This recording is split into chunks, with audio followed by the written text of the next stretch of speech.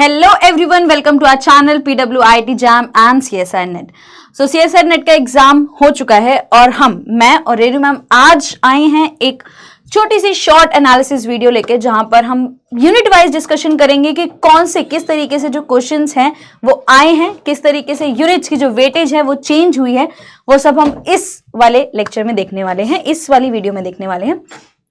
Okay so basically ma'am ऐसा होता है कि बच्चे प्रिपरेशन करना स्टार्ट कर देते हैं, लेकिन उनको ये नहीं पता कि कौन सा यूनिट से कितने क्वेश्चंस आता है। सो आपको हम बताने वाले हैं कि कौन सा यूनिट से कितने क्वेश्चंस आने वाले, सो डैट कि आप जिस यूनिट से ज्यादा क्वेश्चन आ रहा है, मैक्सिमम क्वेश्चन आ रहा है, उस यूनिट को आप ज्यादा फोकस करो। जिस यूनिट से क्वेश्चन कम आ रहे उसको आप थोड़ा कम फोकस कर सकते हो। सो इस चीज को बहुत ही ईजी तरीके से आपको हम बताने वाले हैं।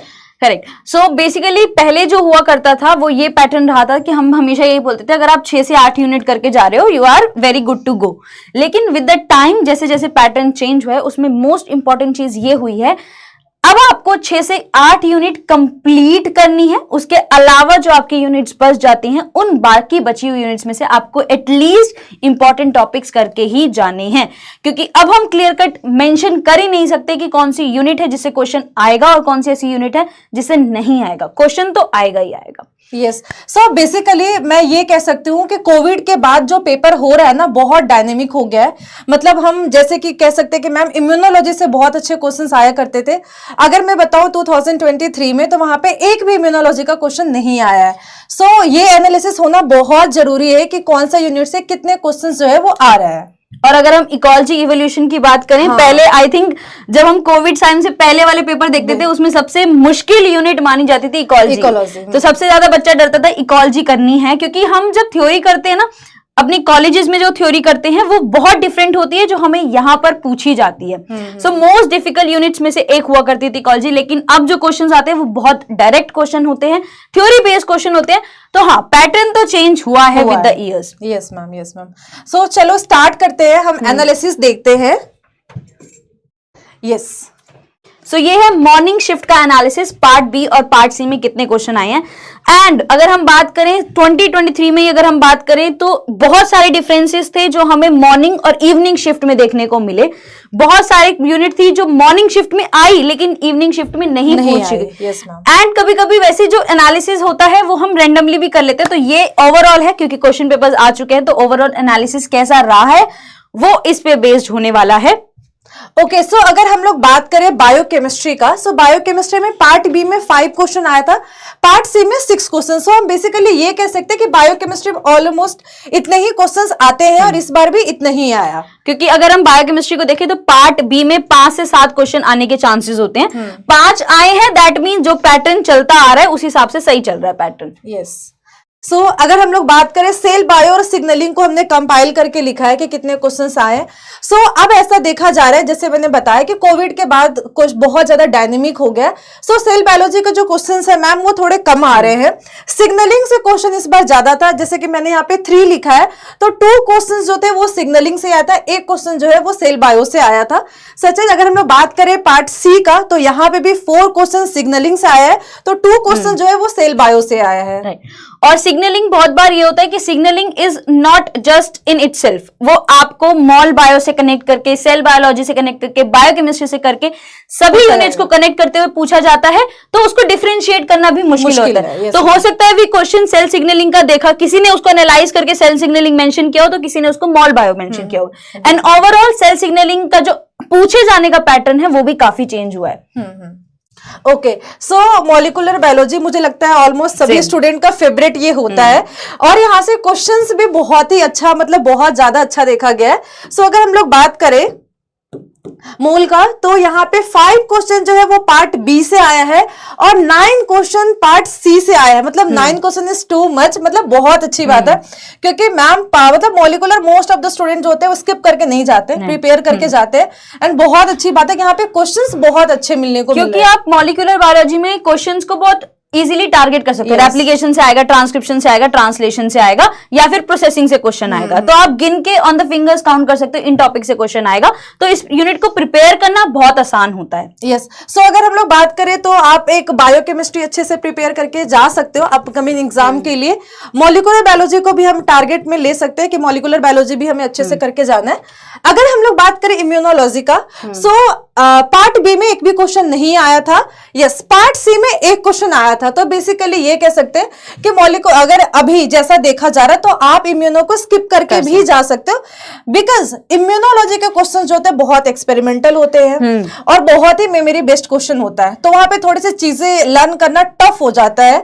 तो आप इसको जैसे कि पहले मैम जैसे हम लोग के टाइम की बात करें तो वहां पे लोग डाइवर्सिटी को स्किप करके जाते थे, हम इम्यूनो छोड़ के इम्यूनो करके जाते थे। बट आप अब उसको रिवर्स कर दो, आप डाइवर्सिटी करके जाओ, इम्यूनो को छोड़ दो, क्योंकि डाइवर्सिटी से क्वेश्चंस बहुत डायरेक्ट आ रहे हैं। तो डाइवर्सिटी करके जाओ, इम्यूनो छोड़ दो, चलेगा। इम्यूनोलॉजी में काफी चेंज हो चुका है विद द पैटर्न। और इम्यूनोलॉजी की अगर बात करें तो इम्यूनोलॉजी के क्वेश्चन जैसे मैम ने कहा एक्सपेरिमेंटल आते हैं, तो that is with the connection with cell signaling. तो अगर आ रहा है क्वेश्चन सेक्शन सी में, अगर क्वेश्चन आ रहा है इम्यूनोलॉजी का, तो वो ऑब्वियसली डायरेक्ट क्वेश्चन तो होने नहीं वाला, वो सिग्नलिंग से कनेक्ट होके ही आएगा क्वेश्चन।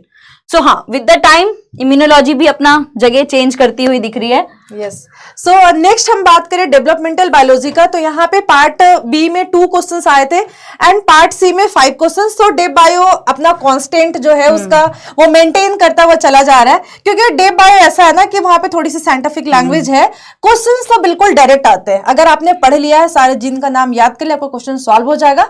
अगर आप जिन का नाम भूल चुके हो तो आपका क्वेश्चन सॉल्व नहीं होगा। सो बहुत डायरेक्ट आता है और 5 to 7 क्वेश्चन जो है वो हमेशा डेव बायो से होता ही है और इस बार भी है। तो बेसिकली आप डेव बायो प्रिपेयर करके जा सकते हो। और बेसिकली एनिमल डेवलपमेंट से बहुत क्वेश्चन आते हैं। क्लीवेज पैटर्न से डायरेक्ट क्वेश्चन आता है, ड्रोसोफिला से डायरेक्ट क्वेश्चन आता है और शॉर्ट आता है। अगर क्वेश्चन आ रहा है तो इनमें से किसी तरीके से क्वेश्चन आने वाला है। सी अर्चिन इस बार जैसे सुबह वाली शिफ्ट में क्वेश्चन जो आया था वो ड्रोसोफिला का क्वेश्चन था और इवनिंग वाली का जो क्वेश्चन था वो सी अर्चिन का क्वेश्चन था। तो दैट इज कंपैरेबल कि दोनों तरफ बैलेंस था वो क्वेश्चन। ओके अगर हम लोग बात करें प्लांट फिजियोलॉजी का, तो पार्ट बी में 5 क्वेश्चन आया था एंड पार्ट सी में 8 क्वेश्चन। तो अगेन इट्स टू मच। बहुत अच्छी बात है कि प्लांट, देखो प्लांट फिजियोलॉजी ऐसा है कि अगर बच्चा एनिमल से है या माइक्रो से है तो ऐसा नहीं को प्लांट नहीं पढ़ सकता, क्योंकि आपको प्लांट का एनाटॉमी नहीं पढ़ना है, आपको क्लासिफिकेशन नहीं, आपको नॉर्मल फिजियो पढ़ना है। तो वो तो हर किसी मतलब हर बच्चा पढ़ के जा सकता है। अगर मैं अपनी बात करूं तो मैं खुद माइक्रो से हूं, मुझे फोबिया था प्लांट से, बट मैं प्लांट मुझे बहुत अच्छा लगता है। तो प्लांट आप करके जा सकते हो, क्योंकि आप खुद देख रहे हो यहाँ पे 5 क्वेश्चन एंड 8 क्वेश्चंस। तो इसको भी हम लोग स्टार मार्क कर लेते हैं मैम, क्योंकि ये यूनिट जो है वो प्रिपेयर करके जाना है। और गिन के हम मेंशन कर सकते हैं, हम टिप्स पर 10 क्वेश्चन 10 टॉपिक बता सकते हैं और उन्हीं में से क्वेश्चन हर साल आता है। फिक्स हो चुके टॉपिक इन्हीं में से आएगा। नाइट्रोजन मेटाबॉलिज्म कर लो, प्लांट हार्मोन्स कर लो, फोटोसिंथेसिस कर लो। तो ये कुछ सर्टेन एग्जांपल्स हैं। वैसे गिन के हमारे पास 10 ही बनते हैं टॉपिक जो हम प्लांट फिजियोलॉजी में से करते हैं। बिल्कुल डायरेक्ट क्वेश्चन आता है वहां से। ओके सो नेक्स्ट हम बात करें एनिमल फिजियोलॉजी का, तो यहाँ पे 4 question from part B and 6 question from part C. So ये भी एनिमल फिजियोलॉजी का भी ठीक ठीक क्वेश्चन आया था। तो आप एनिमल फिजियोलॉजी भी प्रिपेयर करके जा सकते हो, क्योंकि अगेन वही बात है कि आप अपने बारे में थोड़ा सा इंटरेस्ट रखो पढ़ने के लिए, तो आपको वही पढ़ना है वहां पे बस। तो एनिमल फिजियो, प्लांट फिजियो ऐसे टॉपिक्स हैं जो आप प्रिपेयर करके जा सकते हो। एंड कंपैरेटिवली वैसे अगर हम बात करें तो प्लांट फिजियो करना आसान है as compare to animal physio, क्योंकि एनिमल में है बहुत सारी चीजें जो आपको रिवाइज करनी पड़ेंगी। जैसे हार्मोन्स हो गए, ठीक है, उन हार्मोन्स को बार बार करना पड़ता है क्योंकि बहुत सारे हार्मोन्स हैं। तो एनिमल फिजियो थोड़ा सा बच्चा कतराता भी है अटेम्प्ट करने में, रिवाइज करने में। सो हाँ, कंपैरेटिवली बात करें तो प्लांट फिजियोलॉजी थोड़ी आसान होती है।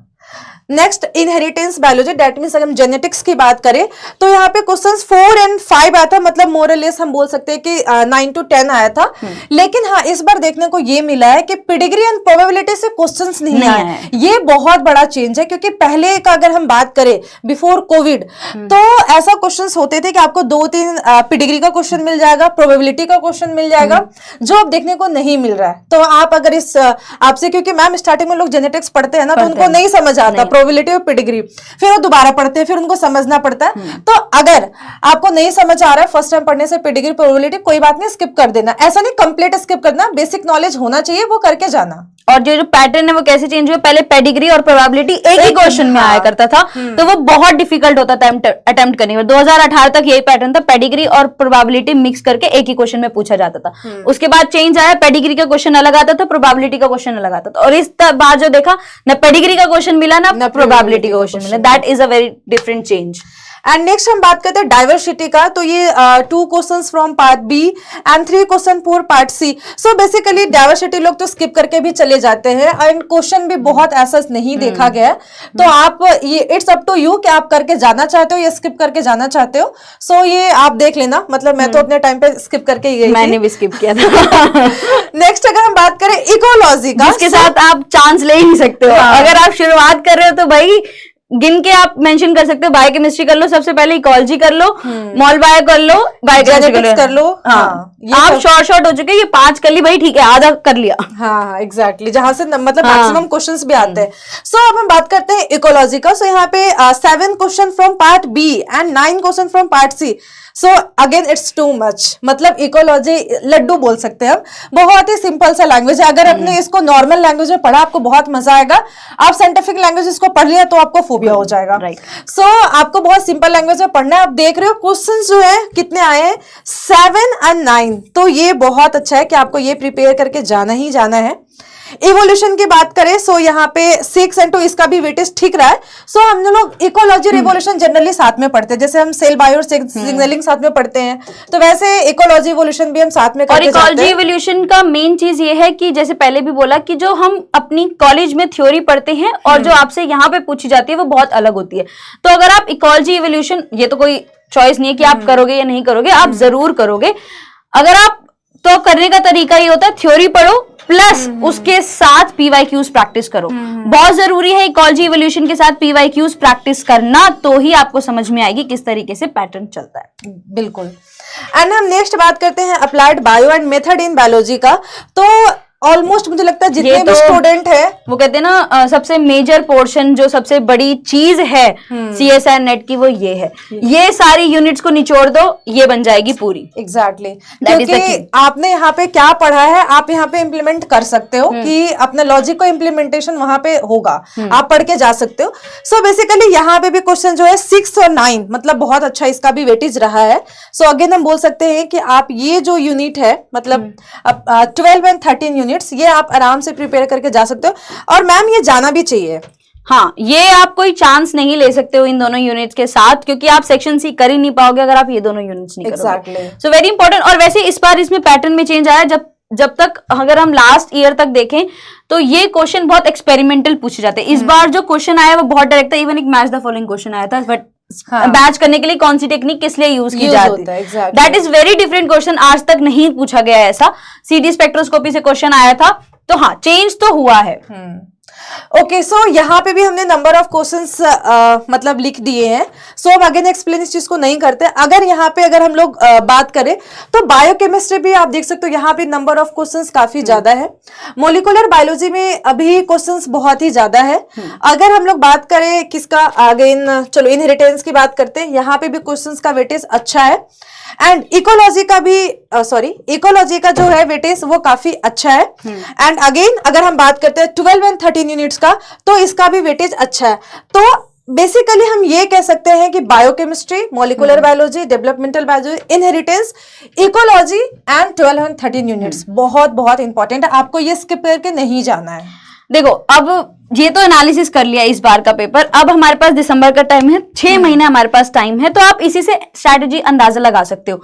गिन के आप मेंशन कर सकते हो mol bio, biochemistry, cell biology, your techniques तो चलो अभी फिलहाल के लिए let's come to cell biology, biochemistry, ecology, evolution और मॉल बायो। हाँ, ये 5 यूनिट्स अगर कोई बच्चा, अगर हम मिड सितंबर तक बात करें, कंप्लीट कर लेता है, तो आप ये सोच सकते हो you are done with 50% of the syllabus. अगर आपने ये 5 यूनिट टिल मिड ऑफ सितंबर कर ली। एंड प्लीज रिमेंबर पीवाईक्यूज पहले दिन से ही करनी है, क्योंकि लास्ट तक जो क्वेरी रहती है वो यही होती है, पीवाईक्यूज। भाई जिस दिन पहले दिन उठा रहे हो ना बुक की, आज मैं CSIR नेट की तैयारी करना शुरू कर रहा हूं, उस दिन से पीवाईक्यूज प्रैक्टिस करना जरूरी है। आता है नहीं आता that is very secondary thing, ठीक है। गलती तो करोगे, क्या हो जाएगा, पेपर तो नहीं कर रहे हो ना अभी। अगर अपनी, और मेन चीज ये है कि गलतियों से सीखना है, और हाँ, और वेदर जैसे पैटर्न चेंज हुआ है तो ट्राई करना कि 2015 से प्रैक्टिस करना शुरू करो। एग्जैक्टली, बिल्कुल। क्योंकि 2015 से पहले वाला भी जो था वो पैटर्न भी बहुत अलग हुआ करता था। 15 के बाद जो पैटर्न है वो फिर चेंज हुआ है, 18 के बाद फिर चेंज हुआ, फिर इस बार भी बहुत चेंज आया, तो इस टाइम से चेंज हुआ है। तो इस तरीके से यूनिट्स मेंशन कर लो, ये यूनिट सितंबर मिड तक कर लो, उसके बाद नेक्स्ट कम टू इनहेरिटेंस करो, उसके बाद टेक्निक्स वाली यूनिट करो, और ट्राई करना मिड नवंबर तक सबका सिलेबस हो जाए, या फिर नवंबर लास्ट तक भी होगा तो भी वो चलेगा, क्योंकि most probably second week of दिसंबर में एग्जाम होगा। यस, तो इस तरीके से काम करना है। सो मैम ने बिल्कुल सही बोला। मैम, मैं ऑलमोस्ट सभी वीडियो में ये बोलती हूँ कि किसी भी एग्जाम को क्रैक करने के लिए जो मूल मंत्र होता है वो होता है PYQ, क्योंकि आपको यहाँ पे सेमेस्टर एग्जाम नहीं देना है कि आप पढ़ लिए हो जाके थ्योरी लिख के आ जाओगे। आपने थ्योरी तो पढ़ लिया है, उसको कैसे इंप्लीमेंट करते हो दैट इज इंपॉर्टेंट, वो बहुत ज्यादा इंपॉर्टेंट है। सो यस, PYQ सॉल्व करना ही करना है आपको। तो थोड़ी सी स्ट्रैटेजी भी बता दी, और इवन चैनल पर 6 महीने की स्ट्रैटेजी पूरी है कि कैसे कैसे क्या क्या चीजें करनी है, और जरूरत पड़ेगी तो जल्दी से लाइफ साइंसेस की स्ट्रैटेजी भी लेके आएंगे 6 मंथ्स की। So this is all about this session. Thank you so much, thank you so much, and prepare very well. All the best.